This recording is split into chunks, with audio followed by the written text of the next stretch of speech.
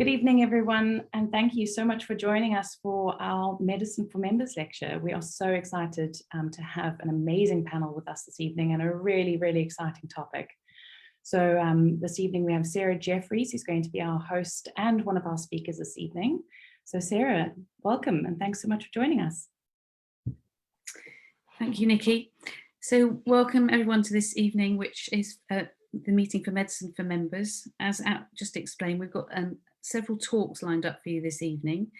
And just to tell you a little bit about myself, first of all, I'm currently the Clinical Director for Cancer at Addenbrooke, and I'll be telling you a little bit about the Cancer Hospital, which will then run into having some questions and answers for the panel. But first and foremost, I'm going to ask Harvey to speak first, who's going to give us a talk about early detection in prostate cancer. So thank you very much, Harvey. Thank you, Sarah. Let me bring up my slides.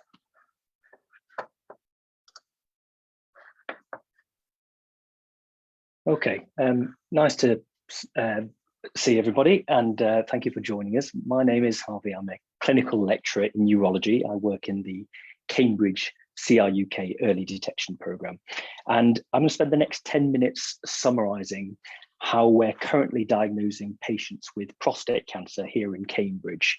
And I'm going to highlight how we're looking to apply our cutting-edge scientific technologies to improve outcomes for our patients. Because we know that if you diagnose a tumour at a later stage, it's more likely to spread and it's harder to treat, and there's worse survival. So our programme is always focused on identifying those very early changes that correlate with future disease lethality and trying to translate those findings into clinical tests that improve quality of life and survival for patients. Now, unfortunately, prostate cancers account for more than 10,000 deaths per year in the UK, predominantly due to late-stage disease. But conversely, there's also risks that come with treatment. And the challenge that we now face is to distinguish between early cancers, which are going to spread and reduce life expectancy, from those that are going to remain quiescent and not shorten your lifespan. So for most men, the actual diagnostic pathway usually begins with a trip to their GP. And since there aren't any good early symptoms of prostate cancer, it's usually via an incidental checkup or individual self-presenting for examination. And what we've relied upon for decades really is this blood test, the prostate-specific antigen or PSA. And that's a rather imprecise measure of prostate misbehavior. There's a lot of false positives attached to it. But a recent important advancement that's come in this space has been blood-based diagnostic tests over the last few years. And there we're really trying to look for tiny fragments of DNA that are shed from tumours into the bloodstream. And the NHS's pilot of the GRAIL blood test is going to try to screen many different cancers at an early stage to see if we can elicit their identity before symptoms manifest. Now, unfortunately, this doesn't appear to be as effective for prostate for reasons we're not clear about, but the Massey group, which is part of our early detection programme, are now working on developing technical modifications to these assays to see if we can overcome those limitations in detection. So MRI imaging has also taken increasing prominence in the prostate diagnostic space over the last 10 years. And that is really important because it enables us to evaluate areas of suspicion within the prostate with really high spatial accuracy. And because prostate cancers are usually multifocal, that's really important in obtaining representative samples of suspicious areas that we want to biopsy. We've also developed the CAM probe in Cambridge, a surgical device, which enables us to deliver low-risk clinic-based biopsies. And we're also partnering with Mavic Research now to test real-time bedside digital pathology to see if we can further improve our diagnostic efficiency across urological malignancies and also help us in our research efforts. But all that being said, the diagnostic process actually still comes to rely upon the expertise of a histopathologist looking down a microscope at some tissue to see if we've got cancer or not, and then to stratify patients into low and high risk categories, which is, you know, 100-year-old technology. You'll have heard more recently that we've come to rely upon genome sequencing to try to profile cancers in more detail. And being a surgical unit, Cambridge's biobank actually really helps us by archiving tissue biopsies from consenting patients over time. And that's really important because that allows us to look at genetic changes and correlate them with patient outcomes. And in prostate cancer, those can take 10 years plus to occur. So that really represents a powerful and generous resource that we're fortunate enough to be able to use. So that's sort of the outline of what we're currently able to offer patients at the moment. How is research going to help us move to the next generation of prostate diagnostics? Well, I'm going to turn to a bit of an analogy, and I want you to consider this book. So what we've been doing thus far is we're looking down a microscope to diagnose cancer, and that's akin to looking at this front cover to try to get some information about what's inside.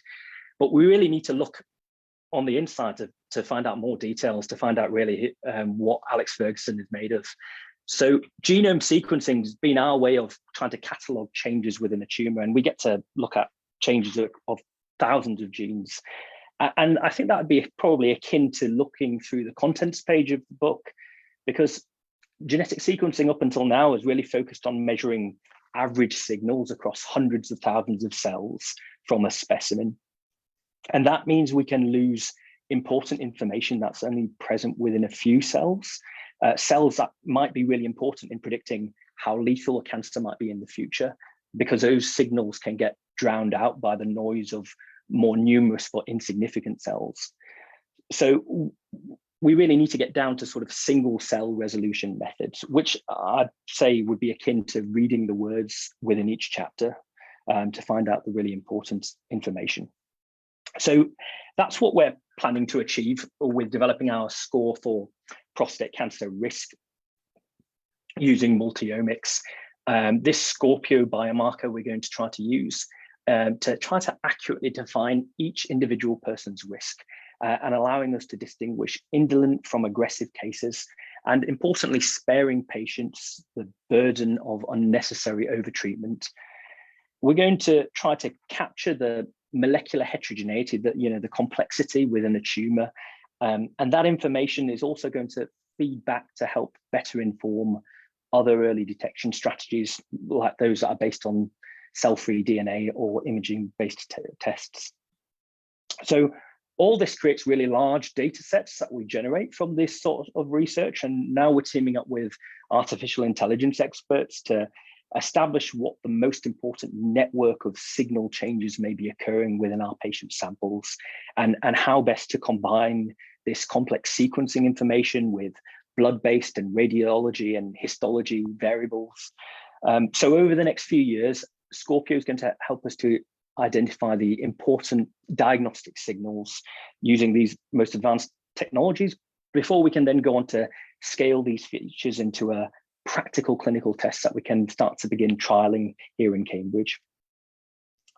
So finally, I just want to spend the last couple of minutes just turning to a bit of an even more ambitious next generation strategy we're looking to bring to diagnostics. And going back to our analogy, so reading this book might give us some idea about who Alex Ferguson is, but probably to get the best idea, we need to speak to the man himself.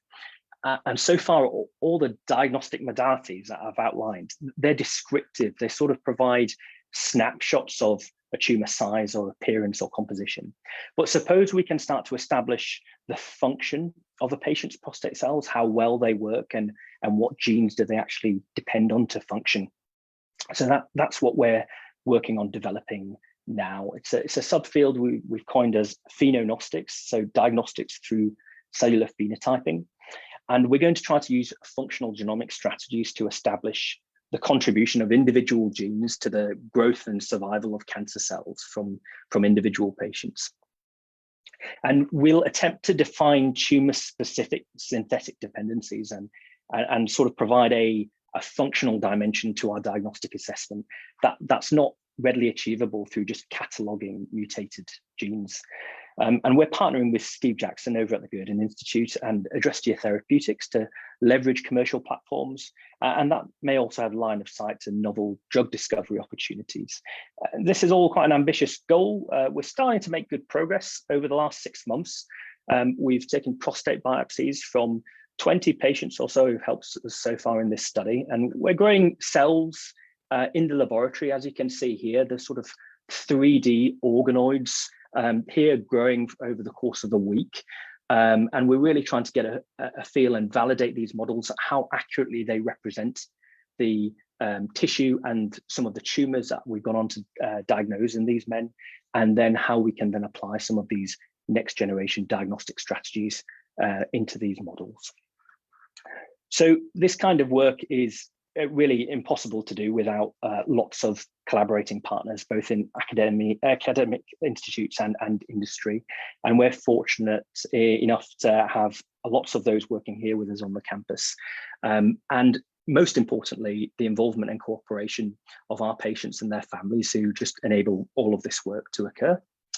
So with that, thank you very much for joining me on this presentation today. I'm going to hand back over to Sarah for the next talk.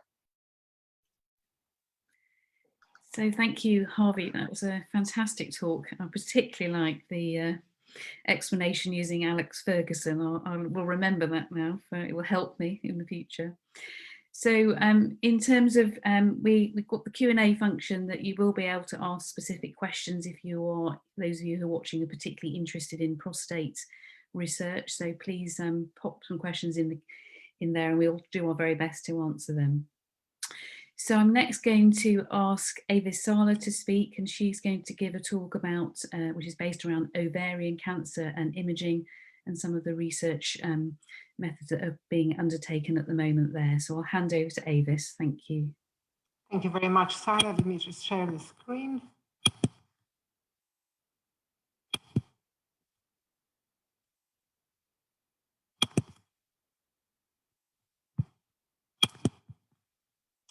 Okay, perfect, super.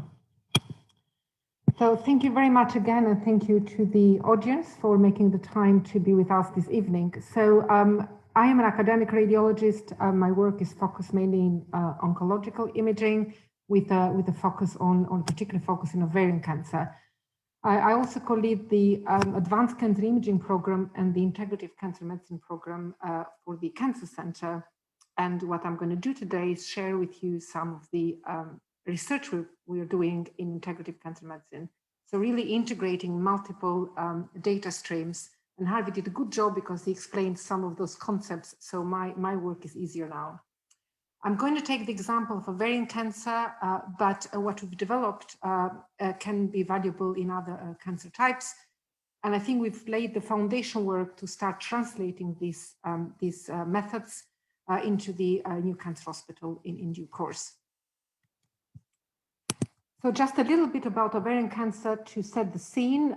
It's a slightly unusual disease because although it's called ovarian cancer, it does actually start from the femoral end of fallopian tube.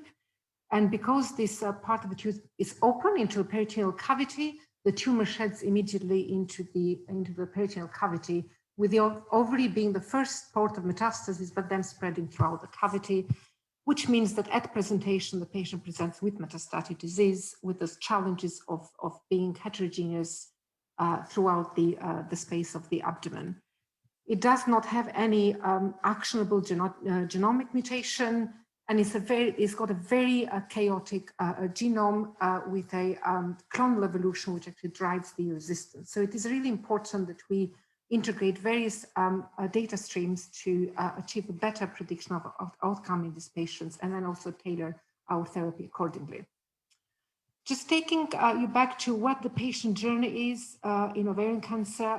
Once diagnosed with ovarian cancer, the patients will undergo neoadjuvant chemotherapy, which means chemotherapy before they have the surgery here.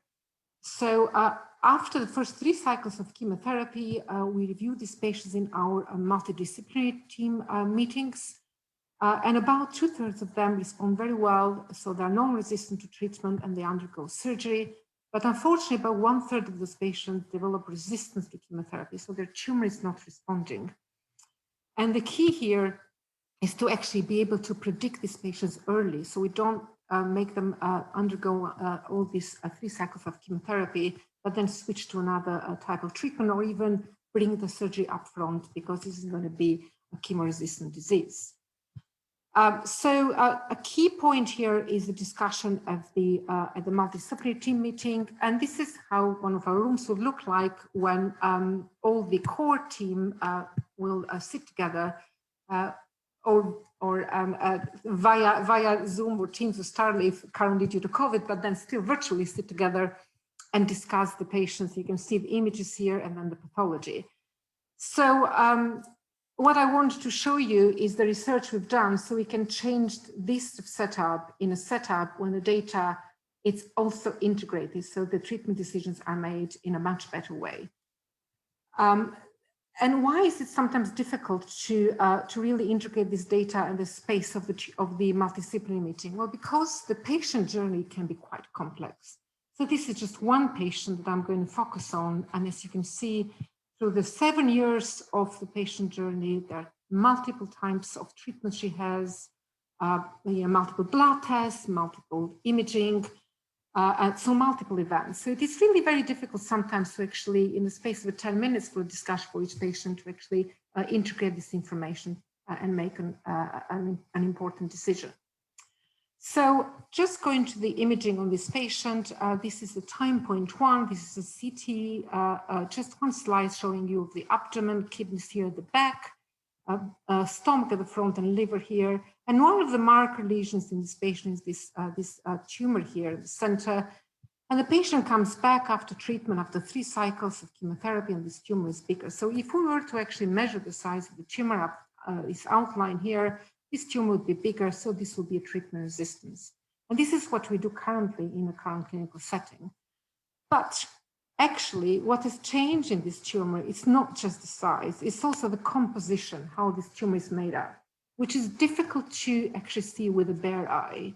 So the texture of the tumor is changed. But using our artificial intelligence-powered tools, starting with segmentation, we can actually dissect into the tumor itself, and you can see that despite the tumor being bigger in size, what has changed is actually the tumor has become more cystic. So the cells are dying in this tumor.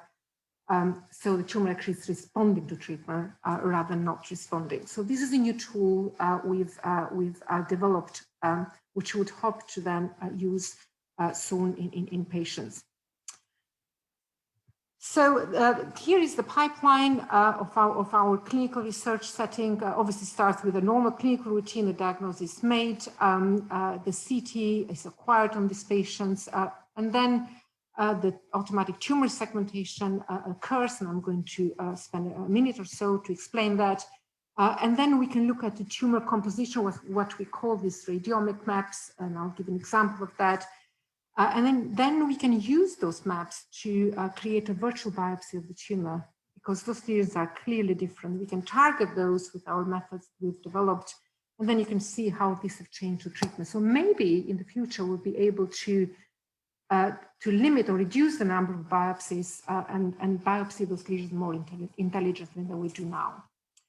So we've done some elegant work in collaboration with the Department of Mathematics in Cambridge that we use artificial intelligence to segment out the tumor. This is the part of the anterior abdomen in the patient, the bowel here, which is bright due to contrast the patient drank.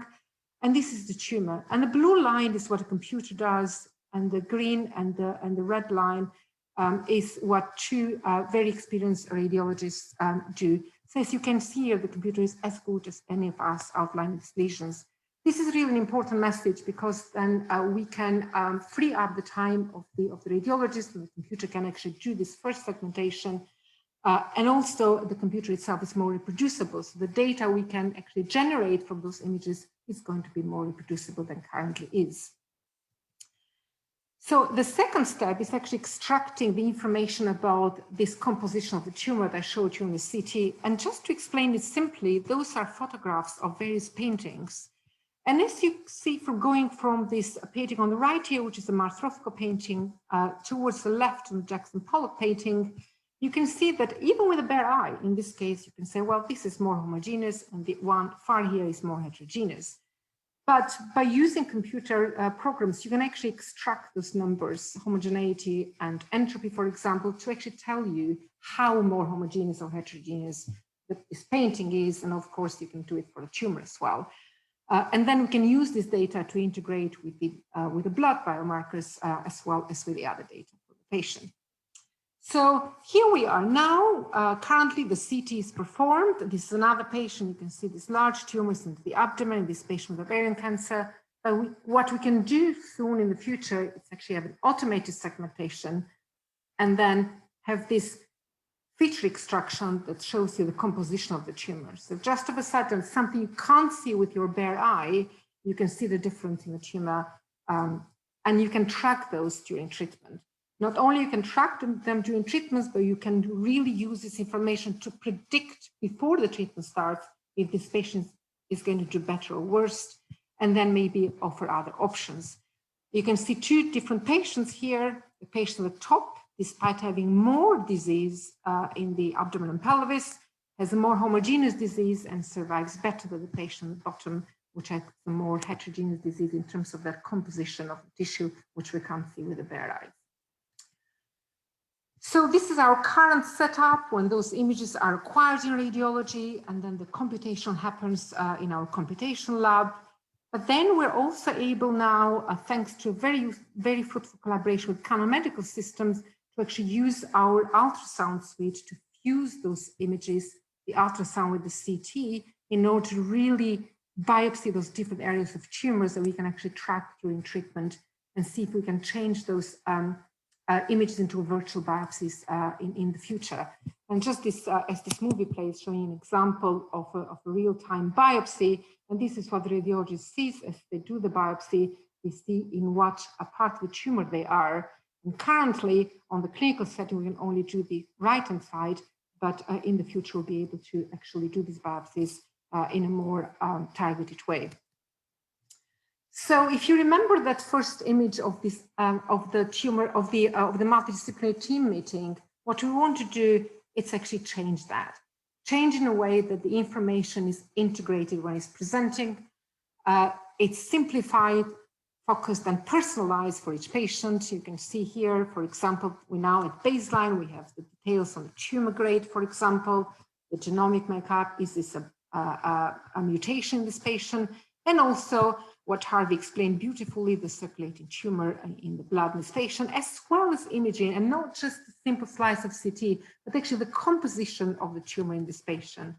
We'll be able to, hopefully in the future, tell that certain parts of the tumor look different because they have a different genomic makeup. We also should be able to then trace over time what the blood biomarkers are doing, this dynamic tracking of tumor, but also show the tumor composition. And even if the tumor becomes bigger, this is because it's not that it's not responding to treatment, but because it's responding well and the cells are dying, it's more cystic.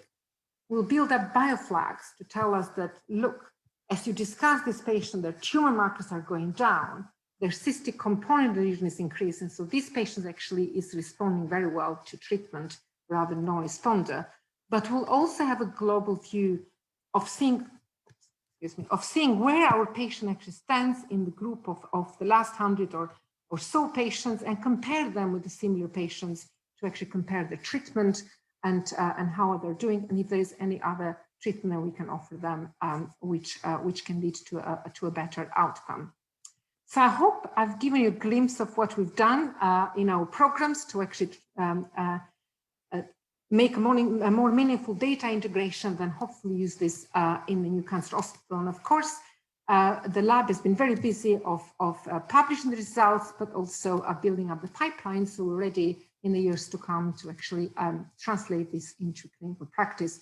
And this is a photograph of our group when we're allowed to do so, to get together in the summer before the second wave. So thank you very much for your attention, and I'll be very glad to answer any questions. So thank you again, Evis. I think we've been very privileged this evening to have two such interesting and very clearly explained talks.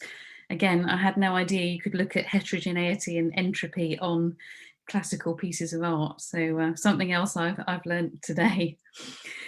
So what I'm going to do next, I'm just going to share my screen and there we go. So I was asked to speak for about 5 minutes or so to talk about our plans for the Cambridge Cancer Research Hospital. So this is quite a big topic to cover in a short space of time. So I've challenged myself to try in 8 slides to give you some of the kind of key messages I think we're planning for over the next few years. And this is such an exciting opportunity for us and Cambridge. So what I'm just going to think about is I'm going to think about cancer overall in the NHS kind of perspective. I'm going to have a very little think about the NHS long-term plan and how we'll fit with that. And then just a little think again about the cancer hospital itself. So why would I mention cancer in the NHS? So we know that cancer is increasing in incidence. It's partly our ageing population and people are living longer and developing more problems with disease, and they're fitter and requiring treatments over many decades. We also know that we are improving outcomes, which is excellent news for us, but people then can sometimes develop another cancer, so we can get further increases in incidence. And the other really important thing that was mentioned, particularly by Evis actually, is that many patients will develop a cancer and will live a very long time with that disease. So it almost becomes like a chronic disease process. So in terms of our planning for the new hospital, we definitely have to think about how we're going to manage our workload, which will continue to increase, and how we're going to actually plan that to the best of our ability. So what about the NHS long-term plan? Well, the NHS long-term plan is a very long read, and I've summarised it into these 3 bullet points for you in relation to cancer. But there are the things that I think that are really important. So one of the things we're asked to do is to consider to increase survival at 5 years. Now, you've already seen some of the seminal work that's being produced by 2 of just our own researchers. And so one of the things that's very important when we're designing a new hospital is that we just don't want to deliver the standard treatments that we have already. We want to be able to be developing new national and international treatments that we can rapidly integrate into the clinical hospital arena for our patients. We're also asked in the NHS long-term plan to improve early detection. So one of the things you'll have again seen from the prostate talk by Harvey is that early detection is a very important theme at Cambridge, and there's going to be an early detection institute in the new hospital building. So this again will be essential in terms of our trying to fulfil what is an important national benchmark in terms of delivering, improving early detection.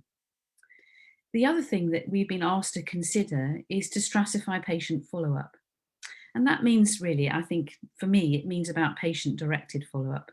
So some patients won't need any follow-up at all, and some patients may need follow-up for most of the years of their life.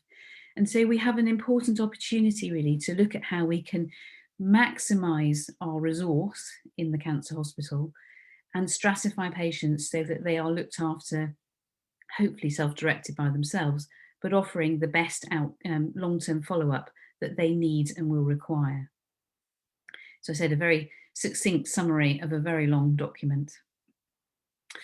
So what about where we are at the moment? So just to share with you, and again to summarise perhaps some very challenging 15 months, where at CUH, particularly within oncology, we have been doing things very differently.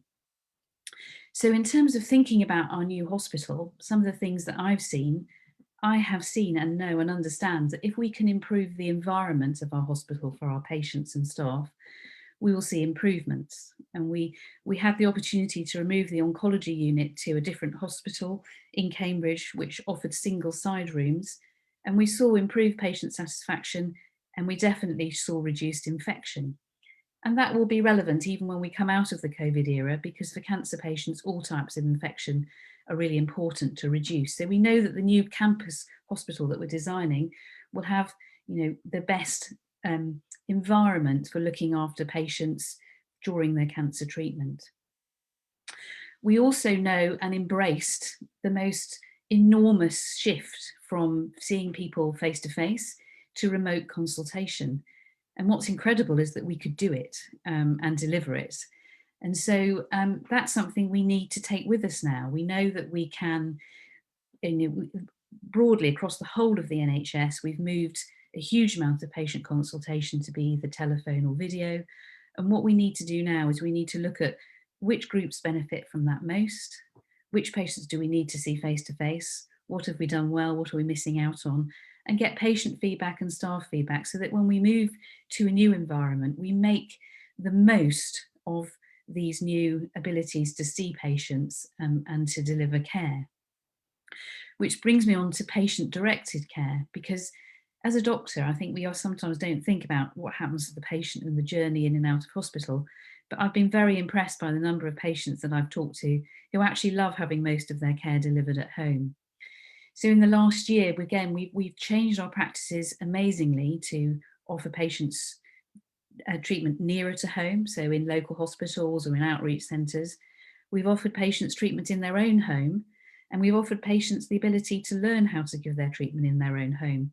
So for example, a drug that is used for breast cancer that was usually given through a drip in the arm has been moved to a subcutaneous injection. So patients can be trained to administer that treatment, and therefore they can have all the things they need to do in the safety of their own home.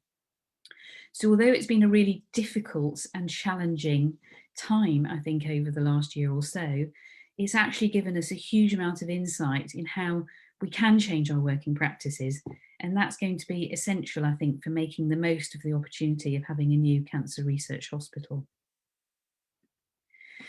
So what would we be aiming for with this facility? And often people say to me, well, what is this going to bring, this combination of a cancer hospital along with the research? Well, what we hope it will bring almost certainly is the ability, just as you've seen in the two talks that you've had the luxury to view tonight, is that we can bring world-class research much closer to the hospital and start to improve outcomes and, most importantly, experiences for patients. We've seen that research has been changed dramatically during the COVID era that's allowed us to access patients who sometimes can't even come to the campus, and we can get consent and we can get samples, and that's allowed us to reduce inequity of access for some patients. So I think one of the things that we really need to think about is that when we get the designs finished and start to plan for the cancer hospital taking place, is that we will be providing care, but not every patient will need to actually set foot in the hospital. They'll be able to have their care virtually, but get the same level of care and the same access to the trials that are being considered, so that it will open up a new way of working to maximise patients' access to this very important facility. So in terms of thinking about how this will be, often, again, when we talk about buildings, and I'm allowed to say this, I'm married to a structural engineer, everyone thinks about bricks and mortar, it's going to be bigger and better, and etc. New buildings for this facility won't necessarily be bigger. And that's because actually the most important bits about the building are the staff and the patients and the way that we work. And I put in here as well, I think just from Evis's talk in particular, you'll see that the thing that's going to also be fantastically important for this new facility is the best digital communication that we have. Because I know from the experience during COVID, again, one of the most important things has been communication. And that can be communication in your MDT, it can be communication with the Cambridge electronic record that we have, also hugely invaluable communication with our partner organisations. So we need to really work hard in this new building to make sure that it functions for us in the locality, but that it seamlessly interfaces with all our local partnership organisations. So it's an exciting opportunity, and as I said, we've taken a lot which we will move forward from the kind of last year to 15 months in our experiences, which I think will be invaluable when we design our new services. And finally, I think a strapline for me in this new facility would be to have a clinical trial for every patient who physically or virtually attends the Cambridge Cancer Research Hospital. So I'll stop there with my whirlwind tour of the Cambridge Hospital. And I think we can move to some questions and answers. So let me have a look. I will also introduce now on the line, we've got with us today, we've got Richard Gilbertson, who's head of the Cambridge Research Institute, and Hugo Ford, who's divisional director at Addenbrooke. So Sylvia's posted a couple of questions which I will ask to, well, actually maybe I'll answer these. So Sylvia's posted that really raising a very important question, which I tried to touch on in my brief discussion, is that we do need to think about how we utilise our delivering of information and seeing patients. And I would agree, Sylvia suggested that giving a terminal diagnosis should be face-to-face and with a helpline after the event. And that's a very good question. And we do try very much now to make sure that in terms of allocating our follow-ups, that they are appropriate to what is actually taking place. And she's also highlighted an important aspect that one of the downsides during the peak COVID was lack of access for patients to, for example, clinical nurse specialists. And one of the things in the design, particularly in the new hospital, will be to have, if we are using remote access, to make sure those suites are able to house all the appropriate multidisciplinary teams.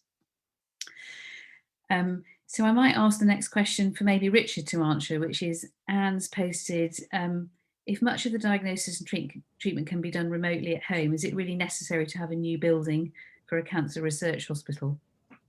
That's a great question. Just because my friend chair leads the Cambridge Research Institute, I actually don't lead the Cambridge Research Institute. So I direct the CRUK Cambridge Centre here, chair the Department of Oncology. So it's a really good question. So the building is more like a church, a place to congregate multiple disciplines in Cambridge. So certainly from the research side, we see the future of cancer research as enshrined in the NHS long-term plan, saving lives through early cancer detection, as well as precision medicine, some of the things you've heard about today. And actually the heroes of that in the future will be physicists, chemists, engineers, mathematicians, who are developing the next set of devices that would enable us to detect cancer early before you even know you have it. And actually not in a hospital, but in a GP surgery or in Boots or in the corner shop, wherever it is that you're able to do this, and hopefully at home with apps that plug into smartphones. That's all physics and engineering.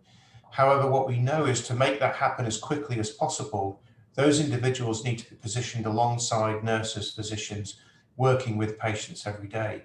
So this new build will actually be one of the first of its kind that will bring physicists, chemists, engineers right into the heart of the NHS to make sure that they're equipped and able to develop those kind of novel technologies with patients and with nurses and physicians side by side.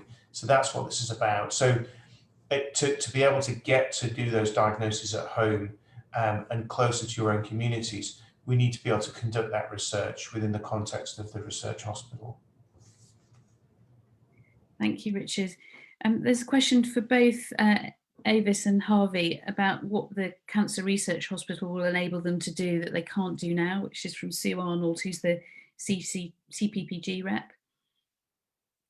I don't know whether Harvey, would you like to? Sure, yeah. So I think there's probably going to be synergies on multiple levels, but maybe just referring briefly to one of the examples I gave, when we're taking our clinic-based biopsies, having the technologies all in one place to be able to utilize those for diagnostic purposes and for research purposes is going to be very helpful. And I can say now, just with the current infrastructure in place, there are a lot of logistical challenges that are brought about by the way that we're currently set up that will hopefully be drastically improved by housing research environments together in the same places where some of our patients are being brought for diagnostics and for treatment as well. And that's obviously not to mention all the potential benefits there may be in terms of the trials, and when we're moving towards patient stratified trial therapies across urological malignancies.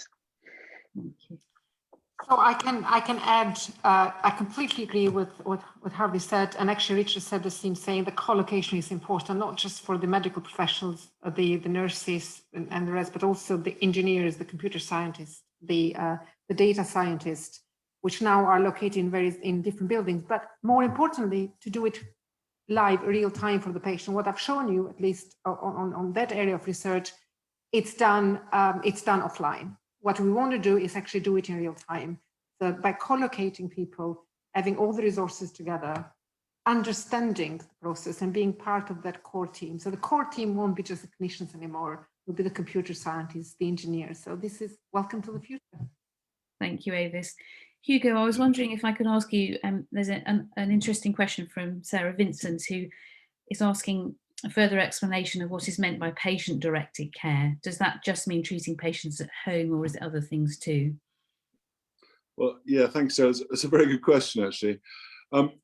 So the view I'd have on this is that the NHS is very good at doing what's best for most people. So, you know, it'll look at what's best for the population of people and say, well, actually, 70% of people, this is the best way, and that's therefore what we'll do for everyone. And what we have to move towards is doing what's best for every individual and recognise that patients are not the same. So what we're trying to do, and there's a number of different themes to this, but based on asking patients what they want and what they feel, trying to design pathways that are flexible enough to cater for example, people who prefer to have phone consultations or video consultations, or who prefer to come up face to face, and therefore enabling us to support people with all those different pathways. So, for example, if someone wants to have treatment at home or have a consultation at home, we need to work out how we can get as close as possible to the experience of having the clinical nurse specialist, or whoever it might be, in the room with them, giving them the right information, that sort of thing, right down to the level of, you know, on a very complex level, personalising treatments for patients in the way that Evis touched on in her talk.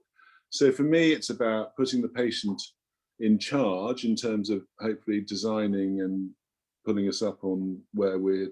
The other thing in NHS has a great tendency to do is to design things for the benefit of doctors rather than patients.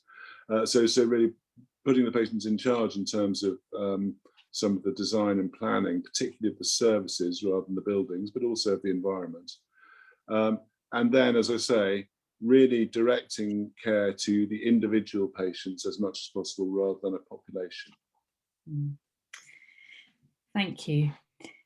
Richard, can I ask you, there's a question asking when the new Cambridge Cancer Hospital will open. Great question. So it's been a long journey. I've only been in Cambridge since 2015, and it feels like much longer than that. So so the process that governs the development of public buildings is pretty well prescribed, and so that is a time-intensive process. What I can tell you is that we had two major milestones of late.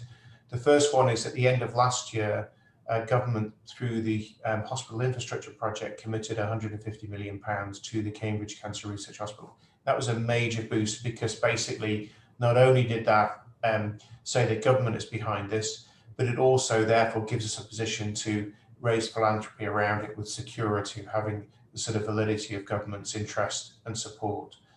We're now in the process of developing what's called a strategic case, which has been submitted, and then the outline business case. We then go through what's a full business case. If all of those hurdles go according to plan, we very much hope that around the period between 2023 and 2026, the building will be built and commissioned. So that's where we're shooting for at the moment. So it's in that kind of time frame that we're going through. But we feel like we're building it now, actually. Thank you. So there's another interesting question. So the question is that patients don't always know what's best for them, so putting them in charge might not be a good idea. Hugo, would you like to answer that question? Well, of course that's true, but on the other hand, doctors don't always know what's the best thing either. So you know, we have to acknowledge that we live in a different world where than we did, and where, you know, we went to medical school, and the people that taught us medicine, practice medicine, you know, which was, you know, doctor knows best, and you know, there you go. There's a balance, isn't there? You know, what we have to do, I mean, I see my role as a doctor, just on that note, is not to present a bunch of, you know, choices to a patient and say, there you go, your choice. It's to say, look, these are the possibilities, and this is the one that I recommend, and this is why. But for them to be fully informed and free to make a different choice if that's what they want, and that's their right and privilege. And, you know, individual views may be wrong when it comes to asking people about how we design this or that or the other, but my experience is that the view of, if you take a spectrum of views, you're much more likely to come to a better answer. That's what I think we're really talking about. Yeah, and I think also to say, as well as the kind of treatment decision making, I think it is important for patients to share kind of the ability to make sure that follow-up and scans are booked on time, or that you may not need routine follow-up, but you have an ability to access and request a follow-up.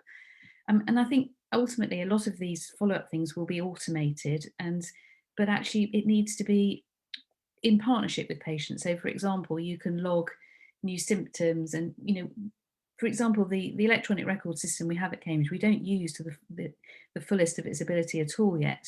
So, but the fact that when you're a patient, it's good to share the responsibility of your own healthcare.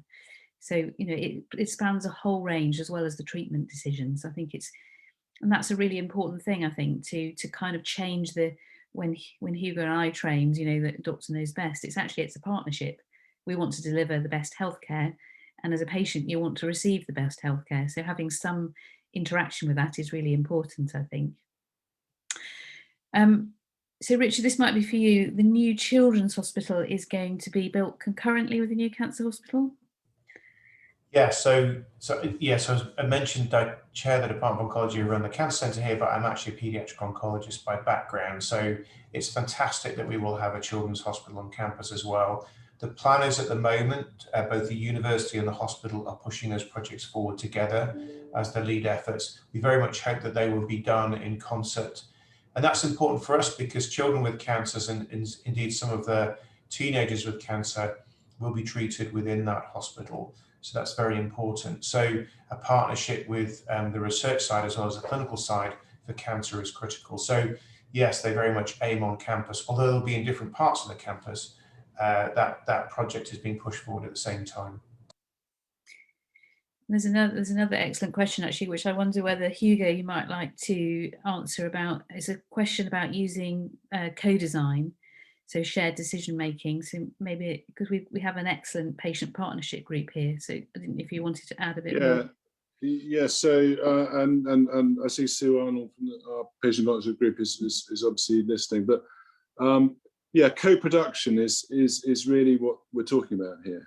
Co-production, co-design, really involving patients in that, and that is actually a very uncomfortable process. You know, if it's comfortable, we're probably not doing it right, is the answer. But exactly right. That's exactly what we're talking about.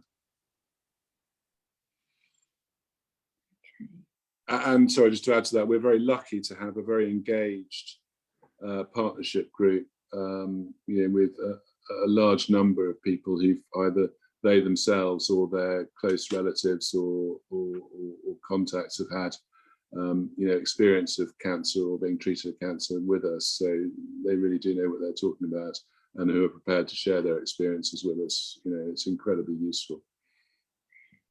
Thank you. So I might look to Avis and Harvey for the next question, which is from Sarah Vincent.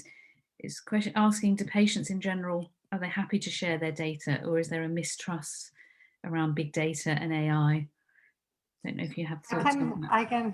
I can give it a try. We've actually involved the patients themselves in our design of the AI, and we're doing a lot of work now with patient representatives on the acceptance. How do they feel?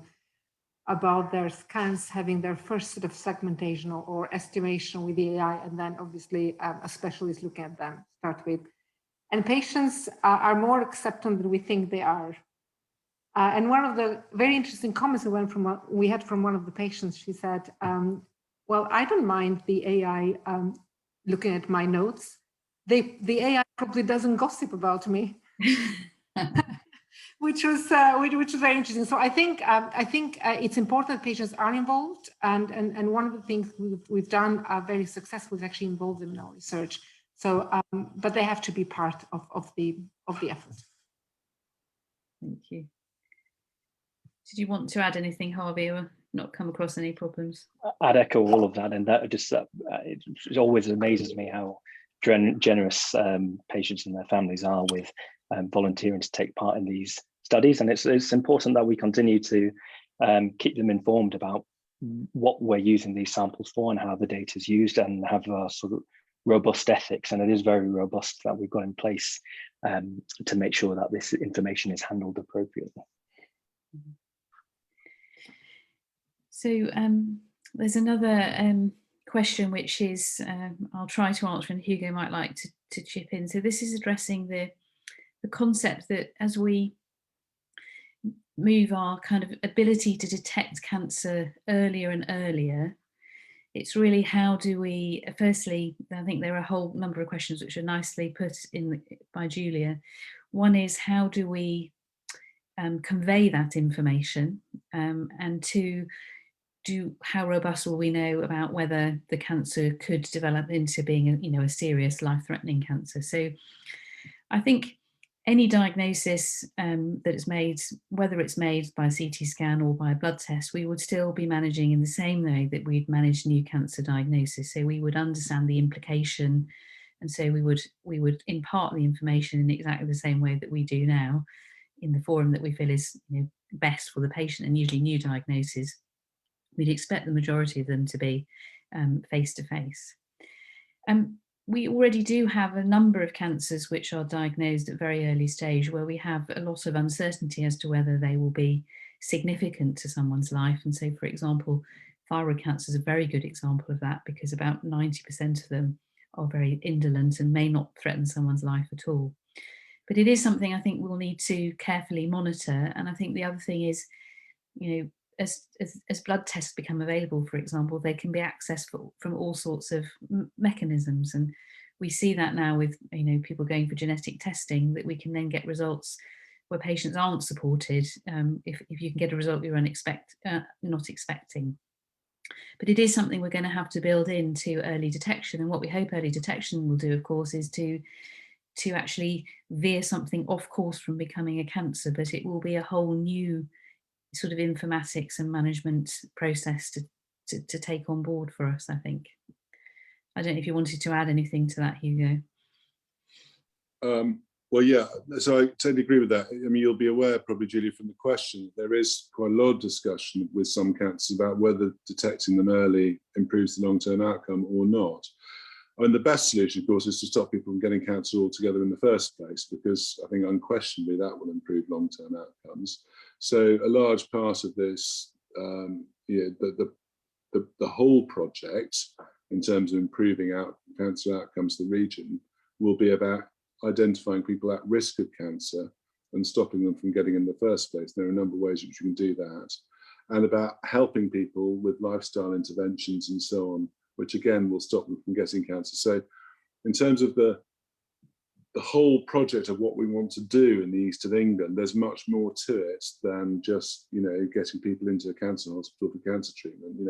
What we're really talking about, the best thing to do is to stop people getting in the first place if you can, or I think generally we would agree, and the research shows that cancers detected early have better outcomes across the broad gamut of cancers, although there are exceptions.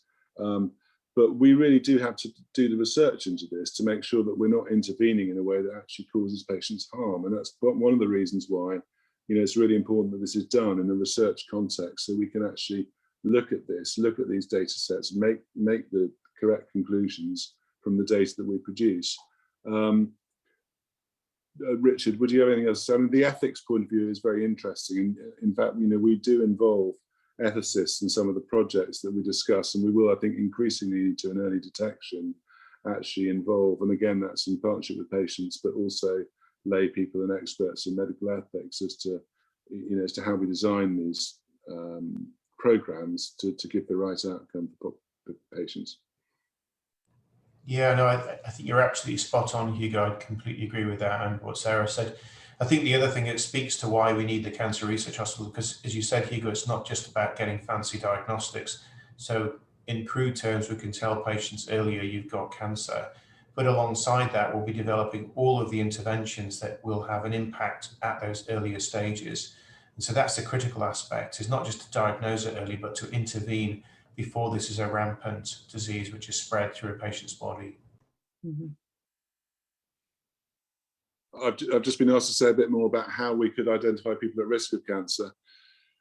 Well, there's a whole lot of answers to that, but on a very basic level, we can already identify some people at risk of cancer. For example, people who carry cancer genes or have cancers who run in their families who are at higher risk and who are already seeing us through our genetic service, to identify appropriate interventions for them. We could extend this, and it can be extended, through using all the data that's available. And this is where, again, ethics is going to be really important as to what extent people are happy for that data to be used. But if you look at the data sets that are out there, in terms of what we could look at, you can look at people who buy cigarettes, people who attend their GPs for certain things, people who go to other things. There's a vast amount of data out there that could be used for the public good, but it does require very careful management because of the ethical considerations. But on a very basic level, we could just understand from people's genetic makeup how likely they were to be susceptible to certain forms of cancer and screen them for those.